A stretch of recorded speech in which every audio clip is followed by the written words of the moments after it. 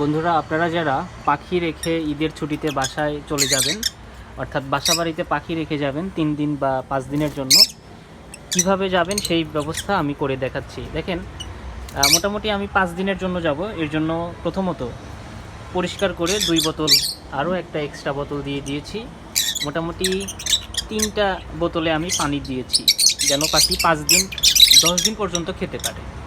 দ্বিতীয়ত আমি এই যে দেখেন পাখির স্বাভাবিক খাবারটা দিয়েছি এবং তার নিচে একটা এক্সট্রা বাটিতে খাবারগুলো দিয়েছি।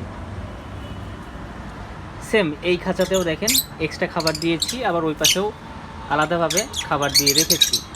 এছাড়াও এটাতেও এই যে পানির পট কিন্তু আমি দিয়ে রেখেছি দুইটা দিলেই এনাফ। এরপর এই যে আরও একটা খাঁচা আছে, এখানেও দেখেন খাবার দিয়েছি এবং সেই সাথে এক্সট্রা খাবারগুলো রেখেছি।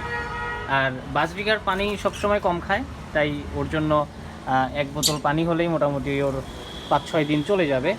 তো এই হচ্ছে আপনি পাখি রেখে বাসায় যাওয়ার একটা সিস্টেম।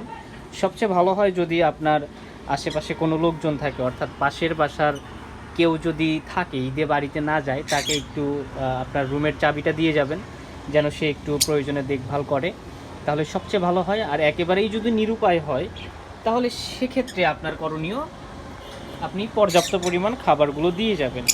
দেখেন আমি এখানে যে খাবারটা দিয়েছি মোটামুটি পাখি 2 থেকে 3 দিন পর্যন্ত খেতে পারবে, এবং আরও 3 থেকে 4 দিনের খাবার আমি এক্সট্রা করে এখানে দিয়ে রেখেছি। সেম প্রত্যেকটা খাঁচায় একইভাবে রেখে দিয়েছি।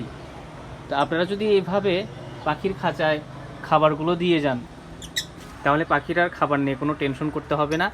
আর দ্বিতীয় কথা, পাখির পানিটা যেন পর্যাপ্ত পরিমাণ থাকে, কারণ অনেক সময় খাবার একদিন না খেলে সমস্যা হয় না, কিন্তু পানি যদি না খায় তাহলে পাখির কিন্তু অনেক সমস্যা হয়। কারণ এই পাখিগুলো সবসময় যেহেতু শুকনা খাবার খায়, এর জন্য পানিটা বেশি জরুরি। যদিও পাখি খুব কম পানি খায়, তারপরেও পানির বিষয়টা সবচেয়ে বেশি মাথায় রাখবে।